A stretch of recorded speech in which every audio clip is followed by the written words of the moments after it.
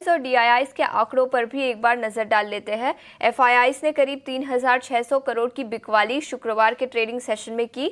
वहीं domestic institutional investors ने करीब 1,370 करोड़ की खरीदारी शुक्रवार के सत्र में की थी। इंडेक्स फ्यूचर्स की बात करें तो 1,500 करोड़ की बिकवाली दिखी। इंडेक्स ऑप्शंस में करीब 6,770 करोड़ की बिकवाली, स्टॉक फ्यूचर्स में 730 करोड़ की बिकवाली, वही स्टॉक ऑप्शंस में करीब 1,980 करोड़ की खरीदारी शुक्रवार के ट्रेडिंग सेशन में दिखी थी। एफआईआईस की बिकवाली का ट्रेंड अभी भी कंटिन्यू होता हुआ नजर आया। याद रखें, पिछले दिनों में थोड़ी सी खरीदारी दिखी थी, लेकिन फिर एक बार पिछले हफ्ते बिकवाली का ट्रेंड नजर आया। पिछले हफ्ते तो काफी कमजोरी थी, लेकिन आज बाजार की चाल कैसी रह सकती है, ये बताने के लिए अब हमारे साथ डिम्पी जुड़ चुके हैं। Dimpy, good morning. बताएं, शुक्रवार और पिछले हफ्ते की कमजोरी के बाद आज बाजार की चाल कैसी रह सकती है? Good morning Ashisha. देखिए, पिछला हफ्ता जो था पूरा मार्केट का वो क्लियरली एक सेल ऑफ का हफ्ता था। और ये जो हफ्ता अभी स्टार्ट हो रहा है मंडे वाला, ये एक तो छोटा भी है। आपको पता है कि 25 तारीख की छुट्टी है और उसके बाद ये डेरिवेटिव एक्सपायरी का भी वीक है। तो कल तो हो जाएगी बैंक निफ्टी की एक्सपायरी, फिर 26 तारीख को हो जाएगी निफ्टी की एक्सपायरी। तो इस सीरीज, दिसंबर सीरीज, ऑल दो अच्छे रिटर्न देके जा सकता था, बट लास्ट वीक में ही इसने अपने आप को खराब करके थोड़ा सा प्रेशर क्रिएट किया है। देखिए, बहुत सारी चीजें हैं बताने के लिए। मैं इसमें 2-3 पॉइंट जो इम्पोर्टेंट है वो रख देता हूँ। अभी पहला पॉइंट है एफएस की होल्डिंग का। वो 31% के अराउंड है अभी। 31% होल्डिंग्स कहने का मतलब है कि ना बहुत ज्यादा है ना ही बहुत कम है। लेकिन इस बहुत ज्यादा और बहुत कम में जो एक चीज खराब हुई है वो हुई है एवरेजेस। सारी एवरेजेस निफ्टी तोड़ चुका है, वापिस से अपने 200 दिनों की एवरेज को टेस्ट भी कर चुका है। तो ये कॉज ऑफ अ कंसर्न वाला मैटर है। अब उसी जगह पर आकर उसने फ्राइडिंग क्लोज किया है जिस जगह पे वो पुल बैक ड्यू था, और आज गिफ्ट निफ्टी हल्का सा बढ़त भी दिखा रहा है। कहने का मैंने मतलब है, ये लेवल बचे तो आप फिर से एक रिकवरी का राउंड देखेंगे। ये लेवल नहीं बचे तो फिर फॉल थोड़ा एक्सटेंड होगा, उसके लिए आपको प्रिपेयर होना पड़ेगा। तो ये जो आज का दिन है, यानी कि जो मंडे का सेशन है, इंक्लूडिंग द इट्स पूरा वीक में, उस वीक में बस 200 दिनों की एवरेज को आपको बचाना है। अगर वो बच गया तो वैसी कोई प्रॉब्लम नहीं है, वैसी कोई दिक्कत नहीं आएगी आपको। दूसरा पॉइंट आता है बैंक निफ्टी पे। बैंक निफ्टी पे अगर आप देखेंगे तो 51,000 के आसपास का रेजिस्टेंस क्रिएट करेगा। 51,500, 51,000 का तो रेजिस्टेंस जस्ट की तरफ रहेगा। वो अपने 200 दिनों की एवरेज के जस्ट ऊपर बंद हुआ है। उसकी 200 दिनों की एवरेज है 50,500, यानी कि 50,500, और जस्ट उसके ऊपर बंद 700 में बंद हुआ है। तो कहने का मतलब है कि दोनों ही निफ्टी एंड बैंक निफ्टी दोनों को एक काम करना है कि अपने 200 डेमा यानी कि डेली मूविंग एवरेज को मेंटेन रखना। अगर वो बच गया तो ट्रस्ट में आपकी अगली सीरीज फिर से पुल बैक की सीरीज होगी, और अगर वो नहीं बचा तो फिर आपको थोड़ा और लंबे कट के लिए भी प्रिपेयर होना होगा, क्योंकि एफआईएस की होल्डिंग 31% है, ना बहुत कम है ना बहुत ज्यादा है। ये आपको सिग्नल ही नहीं दे रही है। और 15 का विक्स है, तो वॉलिडिटी थोड़ी सी रहेगी, रेंज में रहेगी। ऑप्शन स्टेटस की चर्निंग होगी। इस चीज को थोड़ा ध्यान में रखते हुए आराम से काम कीजिएगा। फ्राइडे को भी मार्केट ने एक जोरदार झटके के साथ नीचे बंद किया। ऑप्शंस के जो पुट राइटर्स थे उनका पूरा पैसा खा गया वो। तो थोड़ा सा देख के आपको मार्केट के अंदर काम करना है इस समय। और वैसे कोई मेजर प्रॉब्लम मेरे को भी नजर नहीं आ रही है। ये एक फेज था जहाँ पे हम 200 दिनों तक पहुंचे, फिर रिकवरी आई, फिर वापस 200 दिनों तक पहुंचे। अब फिर से देखते हैं रिकवरी का फेज शुरू होता है कि नहीं। इसलिए आज का सेशन बहुत इंपॉर्टेंट है। ठीक है, तो ये रणनीति और ये कुछ लेवल्स जहां पर आपको नजर रखनी चाहिए। डिम्पी, शुक्रिया पूरी डिटेल्स के साथ हमारे साथ जुड़ने के लिए। 6 स्टॉक्स एफएनओ बैन में रहेंगे आज के ट्रेडिंग सेशन में, उन पर एक बार नजर डाल लेते हैं। बंधन bank, granules, Hindustan copper, Manappuram finance, RBL bank और सेल। तो ये 6 स्टॉक्स जो एफएनओ बैन में रहेंगे आज के सत्र में। बाजार पर विस्तार में चर्चा करने के लिए अब हमारे साथ जेएम फाइनेंशियल सर्विसेज के senior vice president Akshay Bhagwat भी जुड़ चुके हैं। अक्षय, बहुत बहुत शुक्रिया समय निकालकर हमारे साथ जुड़ने के लिए। बताएं, शुक्रवार की कमजोरी के बाद आज के लिए आपकी रणनीति क्या होगी?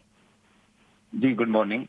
तो काफी बिकवाली हमने गए हफ्ते में देखी है इंडाइसेस में, और अगर यहाँ पे देखें तो ओवरऑल गिफ्ट निफ्टी का तो ओपनिंग थोड़ा सा पॉजिटिव है, बट बाजार का डायरेक्शन में अभी तक कोई सपोर्ट के संकेत नहीं दिख पा रहे। 23,500 एक सपोर्ट है, क्योंकि वहां पे काफी पुट राइटिंग के पोजीशन जो एक्सपायरी मंथ के लिए है निफ्टी के, वो अभी भी काफी मजबूती से बने हुए हैं। तो 23,500 से 450 ये एक इंट्राडे से शॉर्ट टर्म सपोर्ट बनेगा निफ्टी इंडेक्स में। ओवरसोल्ड पैरामीटर्स है इंट्राडे ट्रेडिंग चार्ट्स में, तो थोड़ी सी आप इंट्राडे रिलीफ रैली ये एरिया से रिकवरी एक्सपेक्ट कर सकते हो। कुल मिला के अगर रिकवरी करता भी है निफ्टी तो 24,000 के स्ट्राइक पे काफी कॉल राइटिंग हो चुकी है, जिसका मतलब है कि 24,000 अभी आने वाले हफ्ते के लिए एक अच्छा रेजिस्टेंस बनेगा। तो मुश्किल लग रहा है कि 24,000 आसानी से निफ्टी ये हफ्ते में पार करेगा। तो कुल मिला के एक रेंज बाउंड व्यू बन रहा है एक्सपायरी वीक के लिए। 23,000, 450, 500 ये सपोर्ट जोन, और हल्की सी रिकवरी अटेम्प्ट अगर निफ्टी करती है तो 23,850 से 23,900 ये ऊपरी स्तर की एक्सपेक्टेशन आप रख सकते हैं। ठीक है, तो ये कुछ लेवल्स 24,000 इंपॉर्टेंट लेवल होगा निफ्टी पर, लेकिन अक्षय इसके अलावा स्टॉक स्पेसिफिक आइडियाज कौन से होंगे आज के लिए?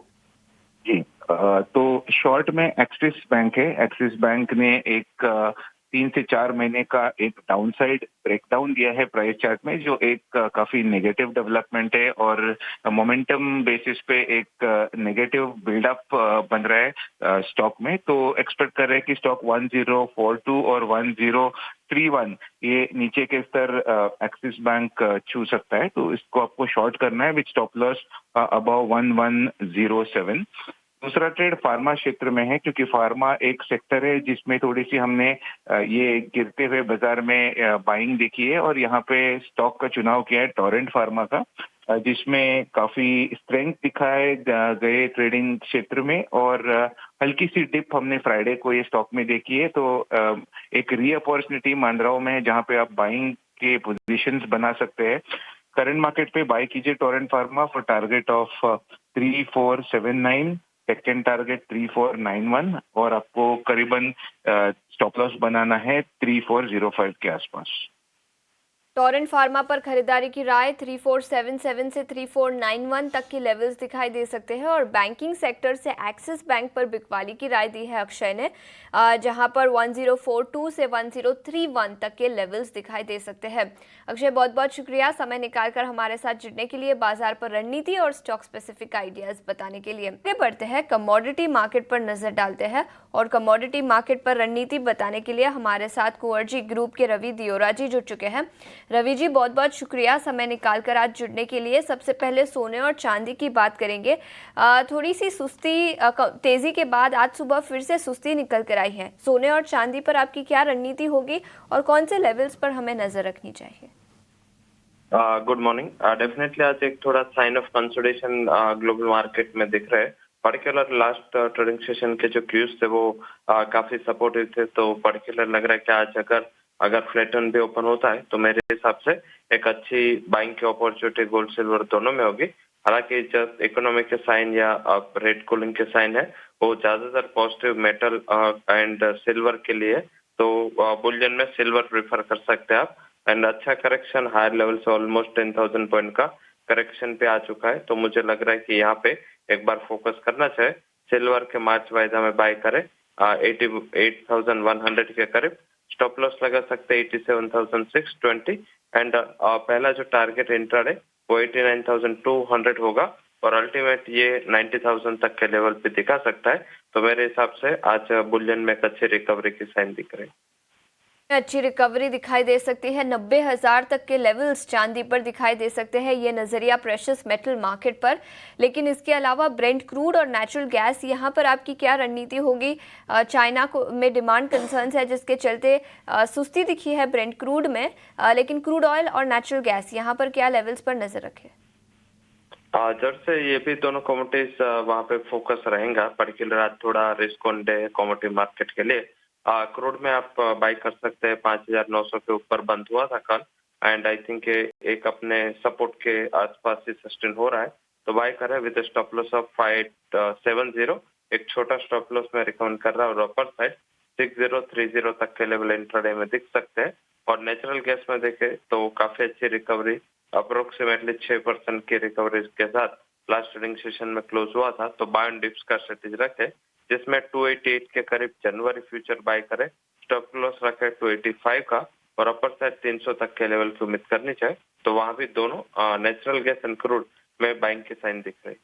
नेचुरल गैस और क्रूड ऑयल दोनों पर खरीदारी की राय और बेस मेटल्स पर रवि जी आपकी क्या राय होगी?